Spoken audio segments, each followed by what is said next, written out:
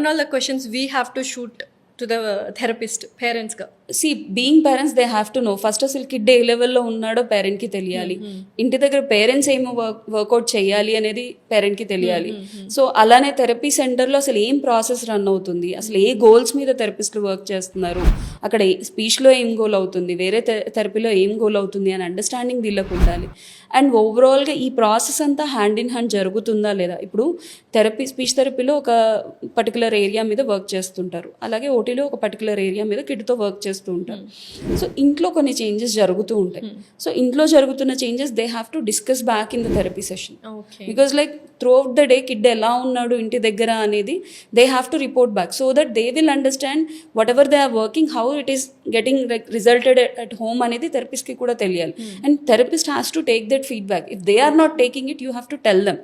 If you are telling them, since they are, even then they are not taking care of your words అన్నప్పుడు you need to be alert. అంటే ఒక feedback ఇస్తున్నాం మనం kid గురించి, ఇంట్లో ఇలా జరిగింది అని చెప్తున్నాం, దాన్ని ఏమీ కన్సిడర్ చేయకుండా వాళ్ళు చేపించే రెగ్యులర్ థెరపీయే వాళ్ళు చేస్తున్నారు అని అంటే then that is wrong. Then that is very wrong and you need to consider that. Okay. Yeah.